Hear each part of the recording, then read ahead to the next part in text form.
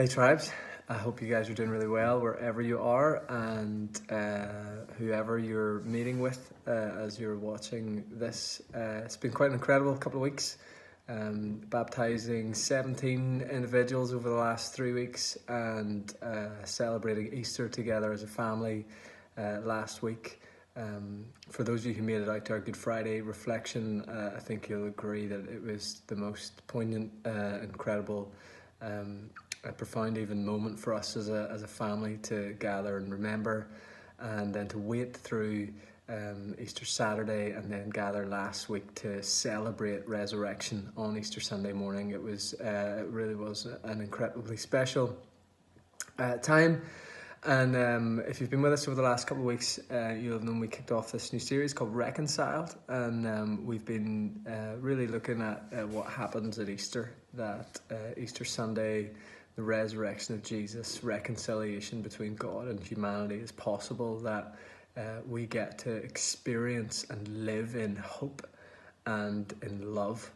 And in light of that reconciliation, we get to connect deeply with each other, with spouses, kids, neighbours, colleagues, and other people that we get to share and do life with. And so really this week we would love you to unpack together what you feel like Jesus has been speaking to you about. What do you think God's been doing through Easter? If you were at Good Friday, we'd love to hear your reflections on how you found that gathering, just what God's been doing in your life the last couple of weeks. I'd love you to take time to share about that. I'd love you to specifically talk about how do we, as followers of Jesus, as practitioners of the way of the kingdom, how do we proactively engage with those who are different from us? If you were there on Sunday past, you'll have heard me talk about how easy it is for us to retreat into silos where we're surrounded by people who, at least on the surface, say and believe, think the same way we do. And the reality is that the gospel calls us to more than that. I quoted Justin Welby, the Archbishop of Canterbury, on Sunday past when he said that reconciliation is not a luxury option to be placed on top of the gospel, but it is the very crowning glory of the gospel itself.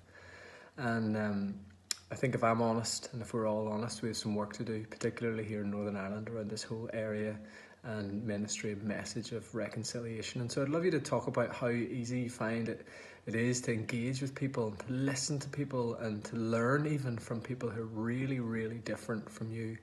Or are you like most of us, particularly maybe even like me? Do you find it easy to just retreat into silos where people live, think, believe the same as you? And I'd love you to talk about how do we as a church family move towards those who are different from us? What does that look like? What would that require of you? What decisions would you need to make? What would you need to prioritise? We'd love you to spend some time thinking about that together. And please don't forget to pray for each other, to encourage each other, to bless each other. And look forward to seeing you all this weekend. Be blessed.